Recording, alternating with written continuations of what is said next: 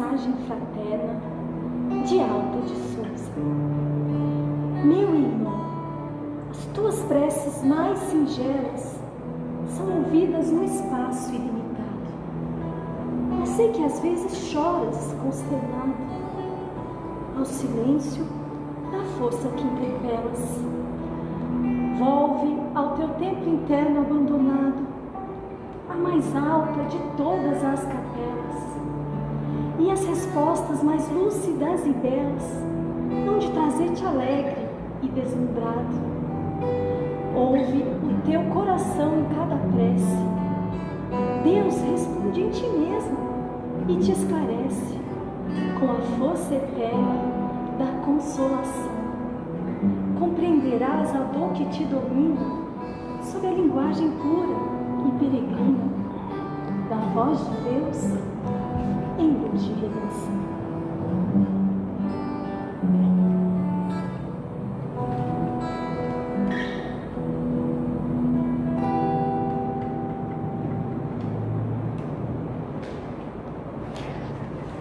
Boa noite, caríssimos irmãos, amigos.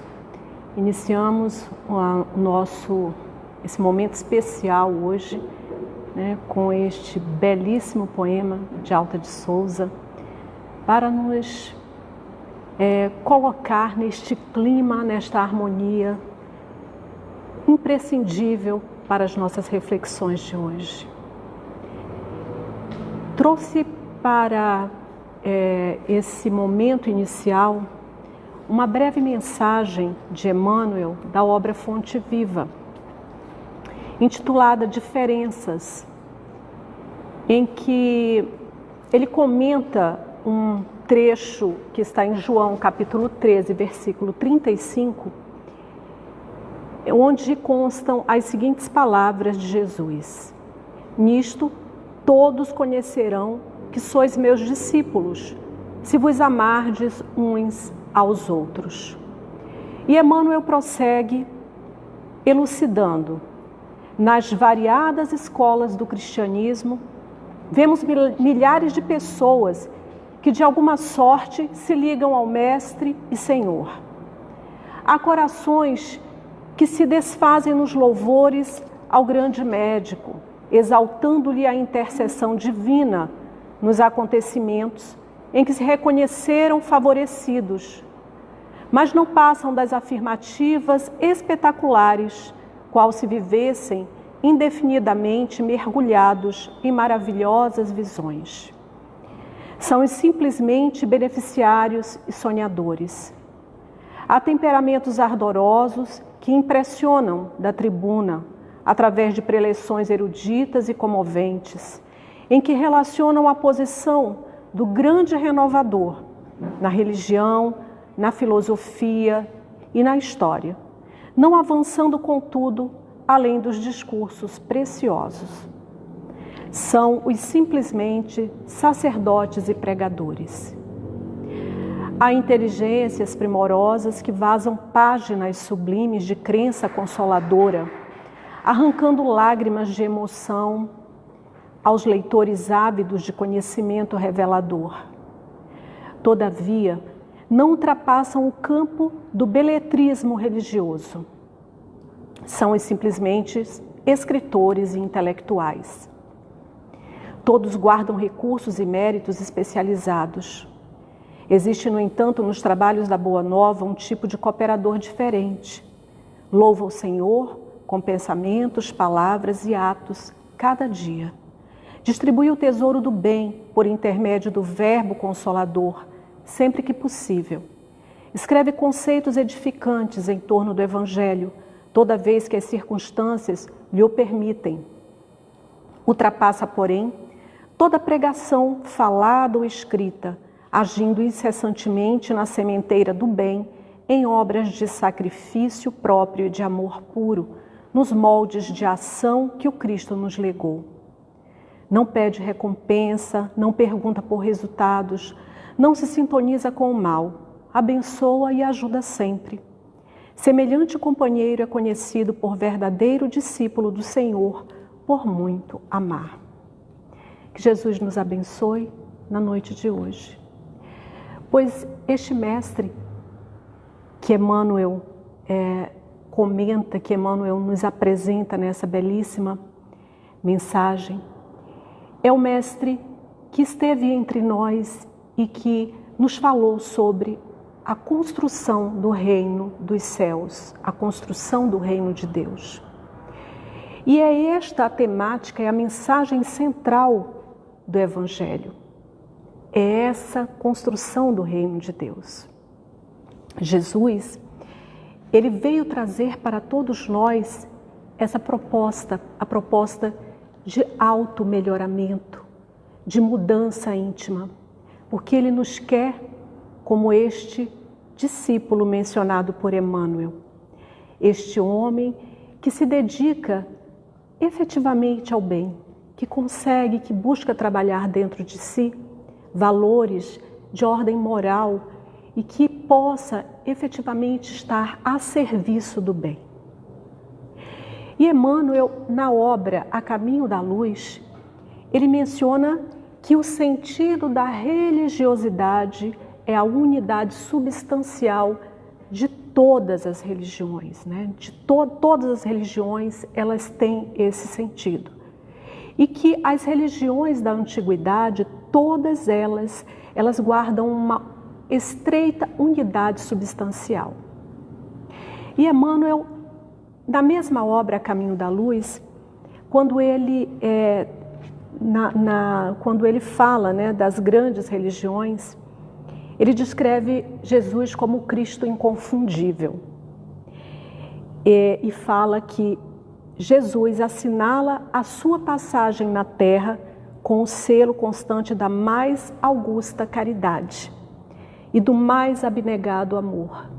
Em todas as suas ações, a exemplificação do amor, da caridade, da benevolência, da compaixão, da misericórdia, sempre foram trazidos para todos nós, nos seus ensinos, nas suas palavras, mas especialmente através das suas ações, porque ele foi efetivamente este mestre, aquele que não apenas falou, não apenas palestrou, mas aquele que fazia, porque já havia alcançado um nível de evolução crística e que já conseguia compreender efetivamente o verdadeiro amor e veio nos ensinar. E aí Emmanuel diz que as suas parábolas e as suas advertências, elas estão impregnadas do perfume das verdades eternas e gloriosas. Diz que da manjedoura ao Calvário, Jesus nos deu lições muito claras, muito específicas. Na manjedoura, porque aquele ser, aquele Cristo nasceu no lugar mais simples para nos mostrar que não importa onde começamos, importa para onde vamos e como terminamos. E o Calvário, porque no Calvário ele nos deu a grande lição do perdão, a grande lição da misericórdia, que é o tema central do nosso estudo de hoje. E foi este mestre, né, Jesus, que nos amparou, que nos ensinou, né, e que nos falou das bem-aventuranças, quando esteve, né, quando falou no nosso conhecido Sermão do Monte, né, o Sermão da Montanha, em que ele discorreu a respeito de inúmeras posturas de ordem moral que deveríamos seguir. Quando ele falou das bem-aventuranças, quando ele nos disse que se agíssemos assim, se fôssemos mansos, se fôssemos pacíficos, se fôssemos simples, se fôssemos puros, se fôssemos misericordiosos, nós seremos felizes quando formos assim, quando agirmos assim. Então ele diz: felizes os misericordiosos, porque os tratarão com misericórdia.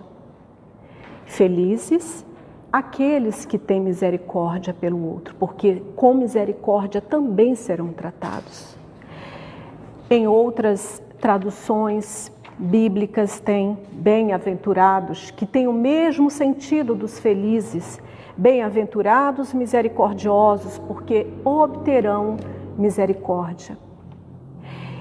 E Jesus, ele já havia nos dito que não veio alterar a lei, mas veio explicá-la, veio elucidá-la, veio trazer para nós uma clareza solar, para que nós pudéssemos ter a compreensão exata daquilo, das lições que já eram trazidas para todos nós há muito tempo.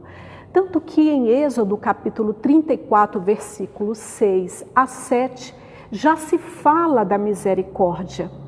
Esta bem-aventurança, ela já é colocada desde o Êxodo, desde o livro Êxodo.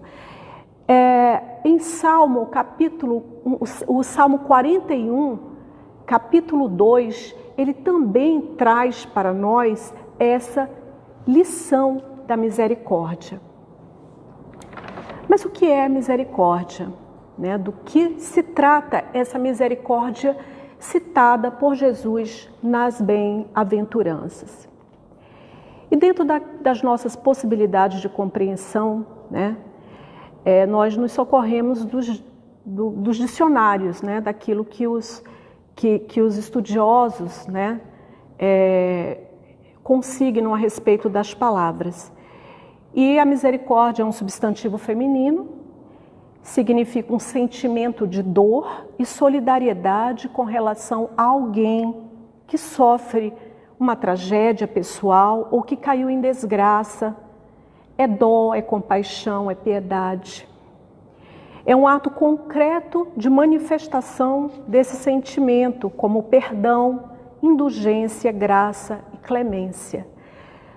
Os dicionaristas, eles já trazem para todos nós orientações precisas do que significa a misericórdia, não só sob o ângulo da palavra em si, mas efetivamente do sentido, inclusive, do Evangelho, o sentido evangélico. E nós vamos ver, vamos nos socorrer do Evangelho segundo o Espiritismo, no capítulo 10, que fala bem-aventurados os que são misericordiosos.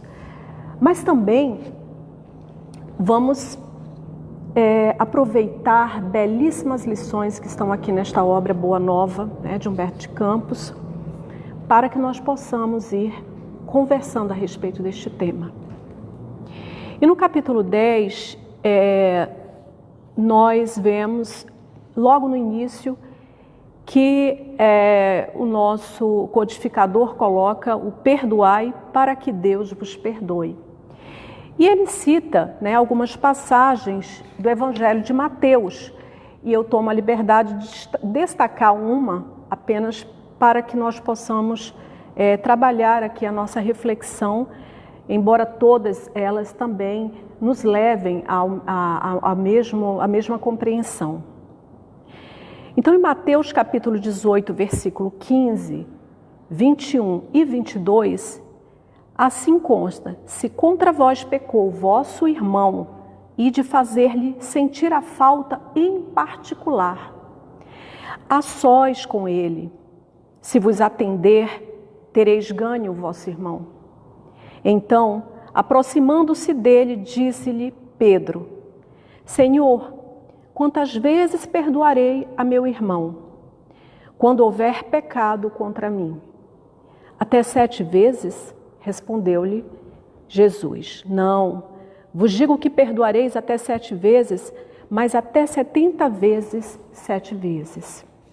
Este 7, um número cabalístico, e essa resposta de Jesus, até 7 vezes, mas até 70 vezes 7 vezes, é para nos mostrar que é infinitamente.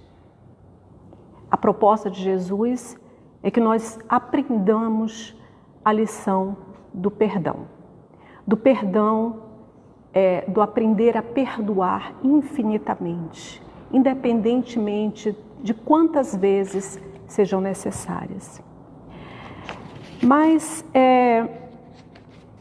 nós ficamos assim, como que essas ocorrências, essas situações, elas ocorreram? Como que Pedro chegou neste ponto? E nós sabemos que Humberto de Campos nos traz informações, né, que estão, às vezes, algumas informações além daquelas que estão nos evangelhos, por pesquisas, né, e diálogos que ele fez, né, e faz, pelo menos fez no mundo espiritual. E essa resposta de Jesus, ela decorre de uma viagem. Houve uma viagem de Jesus com seus discípulos a Nazaré. E Jesus estava sempre acompanhado, não só pelos seus discípulos, mas por multidões, por muitas pessoas. Nós sabemos disso. Mas nem sempre todas as pessoas que estavam ali próximos e acompanhando Jesus estavam porque gostavam dele, né? E ele foi muito hostilizado nesta viagem, todos eles foram muito hostilizados. E Humberto de Campos diz que Filipe e Simão Pedro ficaram muito chateados por conta da forma como eles estavam sendo hostilizados. E aí Jesus resolveu retornar para Cafarnaum, porque Cafarnaum, a casa de Simão Pedro, era um local em que Jesus ficava, se hospedava e onde eles costumavam bater aquele papo do final do dia e fazer as suas reflexões. E Jesus, percebendo naquela viagem a Nazaré todo aquele clima de hostilidade e a postura de Filipe e Simão Pedro, então ele resolveu, não, vamos voltar para casa, vamos voltar para Cafarnaum. E quando eles estavam, né, depois de alguns dias, Pedro e Filipe continuavam intrigados porque Jesus não revidou, não falou nada em relação à forma como eles estavam sendo tratados. E eles foram em busca de Jesus e perguntaram, mestre, chamaram-vos servo de Satanás? E reagimos prontamente. Eles estavam mostrando para Jesus que a reação deles era de defesa, eles estavam defendendo Jesus. Observávamos que por vós mesmo nunca oporíeis a contradita. Ajuntava Filipe. Filipe disse, olha, nós sabíamos que o Senhor não ia responder, não ia contraditá-los. Então nós tomamos a sua defesa, né? E depois Jesus ficou, né, refletindo silenciosamente. E depois de algum tempo ele interrogou Filipe e Pedro. Acaso poderemos colher uvas nos espinheiros?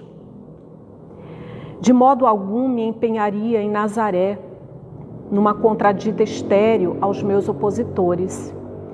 Contudo, procurei ensinar que a melhor réplica é sempre a do nosso próprio trabalho, do esforço útil que nos seja possível. Nesse particular, não deixei de operar na minha esfera de ação, de modo a produzir resultados à nossa excursão à cidade vizinha, tornando-a proveitosa, sem desdenhar as palavras construtivas no instante oportuno. Jesus prossegue, de que serviriam as longas discussões públicas, inçadas de doestos e zombarias?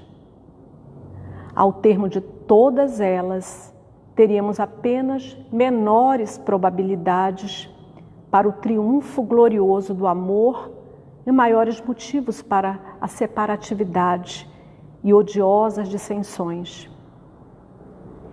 Só devemos dizer aquilo que o coração pode testificar mediante atos sinceros, porque de outra forma as afirmações são simples ruído sonoro de uma caixa vazia.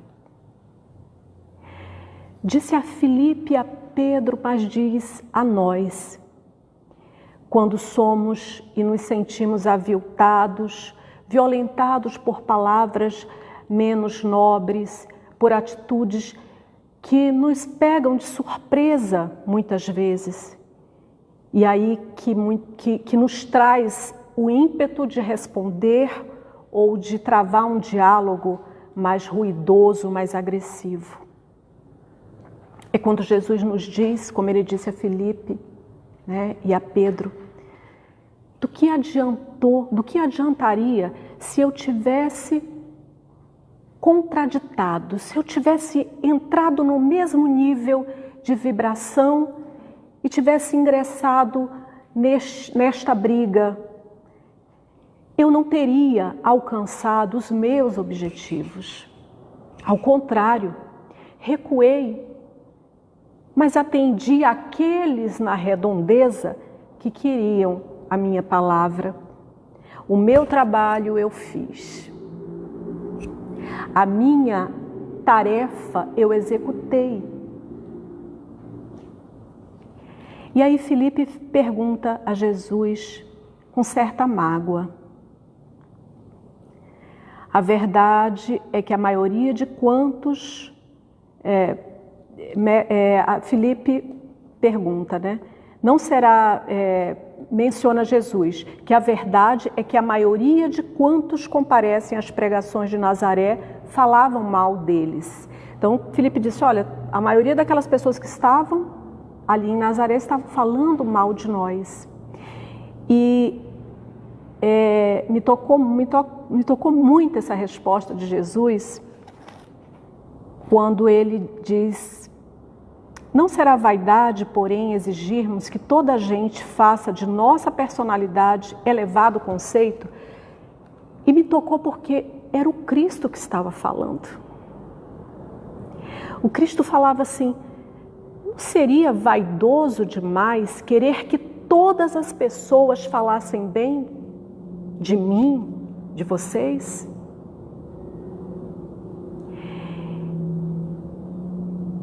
E aí ele fala, prossegue, nas ilusões que as criaturas da terra inventaram para a sua própria vida, nem sempre constitui bom atestado da nossa conduta o falarem todos bem de nós, indistintamente.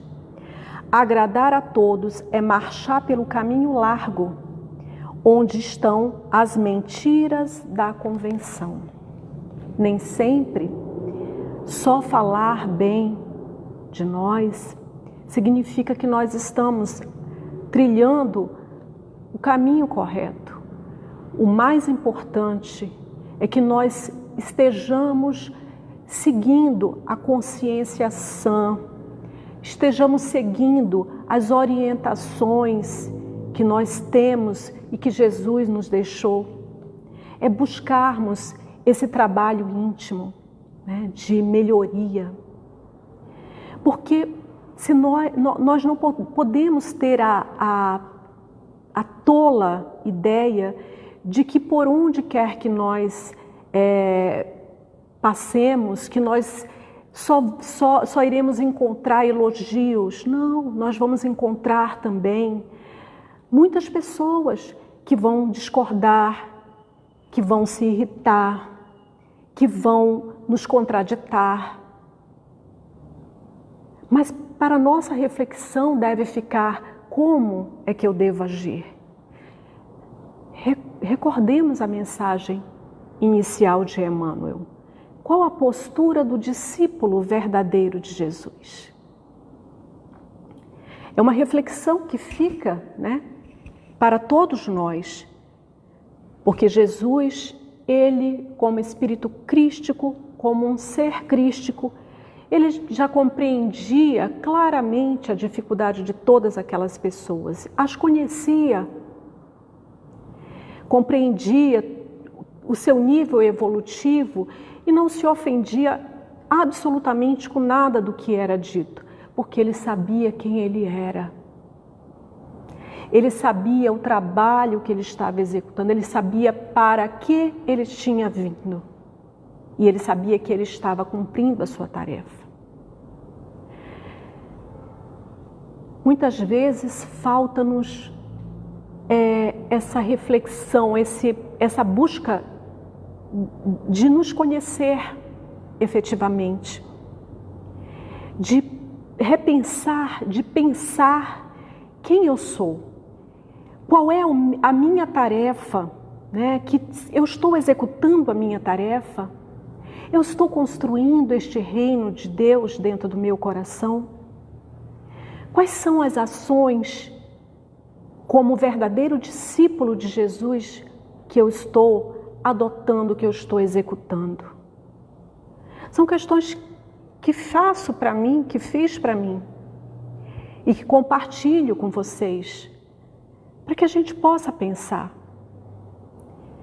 para que nós possamos, diante dessas circunstâncias, compreendermos passo a passo o que Jesus quis nos dizer, o que Jesus disse a Filipe, Pedro e que se estende a cada um de nós.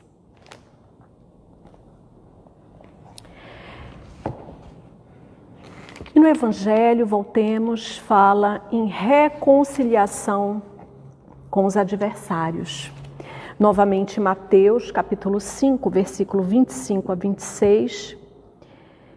Assim consta: reconciliai-vos o mais depressa possível com o vosso adversário, enquanto estais com ele a caminho, para que ele não vos entregue ao juiz. O juiz não vos entregue ao ministro da justiça e não sejais metido em prisão. Digo-vos em verdade que daí não saireis enquanto não houverdes pago o último ceitil. E ele vem, o nosso codificador coloca muito sabiamente essa parte da reconciliação com os adversários depois da proposta de perdão, porque na maioria, nós geralmente vamos pensar quando falamos do perdão, ora, mas quer dizer que a pessoa fala o que bem entende para mim, fala todos os desaforos, me distrata, e eu vou simplesmente perdoar e ela vai ficar bem? Por isso que fala aqui, a reconciliação com os adversários. Faz tu a tua parte, né? Que Jesus nos propõe. Cada um faça a sua parte. Porque aquilo que eu causar, o mal que eu causar, eu responderei. Eu responderei. Assim como o mal que outrem causar, que outra pessoa vier a causar, ela também responderá. Isso é inevitável, né? Inevitavelmente, isso vai ocorrer. E Pedro não deixou também de fazer essa pergunta a Jesus, exatamente nesse contexto que nós tínhamos, continuando aquela conversa entre Filipe, Pedro e Jesus. E aí Pedro pergunta a Jesus: entretanto, para perdoar, não deveremos aguardar que o inimigo se arrependa? Então a pessoa tem que vir me pedir perdão. Pedro questionou: será que é só Pedro? Certamente não, né? E aí Jesus diz: Pedro, o perdão não exclui a necessidade da vigilância, como o amor não prescinde da verdade. A paz é um patrimônio que cada coração está obrigado a defender, para bem trabalhar no serviço divino que lhe foi confiado. Se o nosso irmão se arrepende e procura o nosso auxílio fraterno, amparemo-lo com as energias que possamos despender. Mas em nenhuma circunstância cogites de saber se o teu irmão está arrependido. Esquece o mal e trabalha pelo bem. Quando ensinei que cada homem deve conciliar-se depressa com o adversário, busquei salientar que ninguém pode ir a Deus com um sentimento de odiosidade no coração. É a proposta do faz você a sua parte. ainda é uma postura que nós vemos com certa dificuldade, que nós encaramos com certa dificuldade, mas é algo que nós precisamos investir, é um investimento de altíssimo valor para cada um de nós, que é a nossa paz, a tranquilidade do nosso coração. É nos apresentarmos a Deus sem a odiosidade do coração, sem estar perante Deus, sem levar nada contra ninguém, sem ter nada contra ninguém. Não importa se o outro se arrependeu ou não, essa é uma jornada dele. A nossa responsabilidade primeira é com a nossa jornada, é com a nossa postura, é com o que nós estamos fazendo com os nossos sentimentos. E Kardec continua, e aí quando ele coloca o sacrifício mais agradável a Deus, também está exatamente nesse sentido, no sentido de não nos apresentarmos a Deus com o coração carregado de ódio, de ressentimento. Porque em Mateus capítulo 5, versículo 23 e 24, está assim: se portanto quando fordes depor vossa oferenda no altar, vos lembrardes de que o vosso irmão tem qualquer coisa contra vós, deixai a vossa dádiva junto ao altar e ide antes reconciliar-vos com vosso irmão. Depois então voltai a oferecê-la. Porque nós sempre nos colocamos também como aquele que foi aviltado. Mas quantas vezes fomos nós os agressores, aqueles que ofenderam, aqueles que injuriaram? Quantas vezes? Talvez não lembremos nessa existência, mas em outras. Não sabemos, mas ainda nesta mesmo, existem muitas causas de aflições que são geradas nesta existência. Mas ver a dor que o outro e o defeito que o outro tem, a dor que o outro me causa e o defeito que o outro tem é muito mais fácil do que perceber as nossas próprias dificuldades. Por isso, também a advertência que nos foi dada, que muitas vezes vemos um cisco no olho do outro, mas não vemos um argueiro, uma trave no nosso. Não vemos uma trave no nosso. Vemos algo tão minúsculo nos olhos do outro, mas somos incapazes de ver as nossas próprias mazelas, de trabalhar aquilo que nós precisamos efetivamente trabalhar, né? Não julguei para não ser de julgados, porque na mesma medida em que nós julgarmos, nós também seremos julgados. E aí nos lembramos daquela belíssima passagem, e que sempre, volta e meia, ela é citada porque ela é realmente muito importante na nossa jornada, que é a passagem da mulher que foi pega em adultério.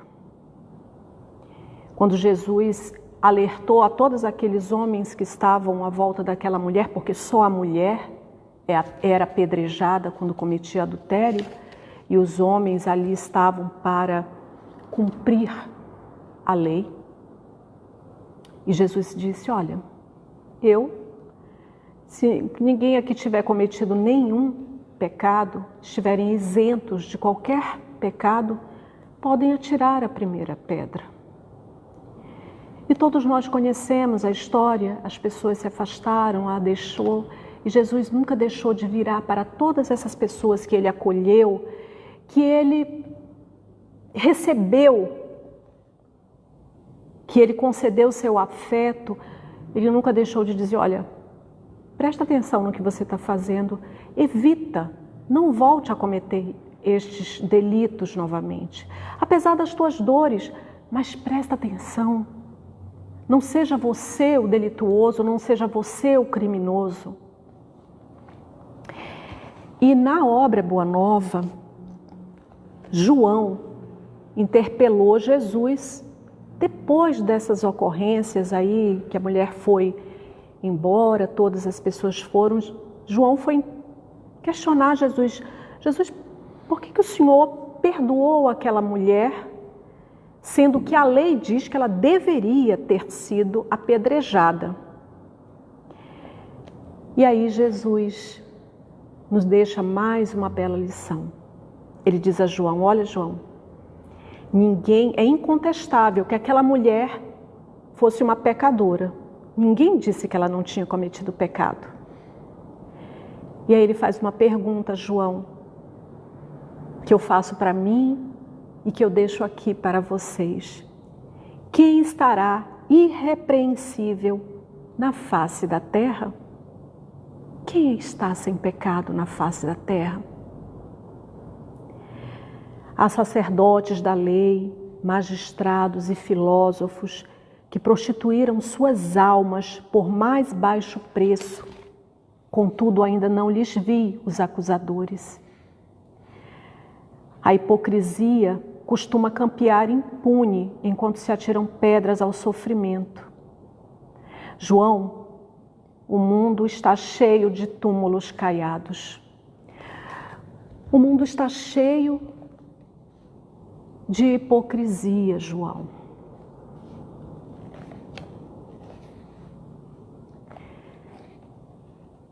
Quantas vezes ele falando da mulher, trazendo João à reflexão, quantas vezes lhe tem faltado pão à boca faminta? Quantas vezes faltou pão à boca daquela mulher? Ou a manifestação de um carinho sincero à alma angustiada? Quantas vezes faltou amor a um criminoso, a uma alma adoecida? E aí Jesus diz: raras dores no mundo serão idênticas às agonias das noites silenciosas e tristes daquela mulher. Esse o seu doloroso inferno, sua aflitiva condenação. Disse a João que ela já trazia, já estava com todas as suas dores, ela não precisava de mais uma dor, uma dificuldade. E Jesus diz: cada ser traz consigo a fagulha sagrada do Criador e erige dentro de si o santuário de sua presença ou a muralha sombria da negação.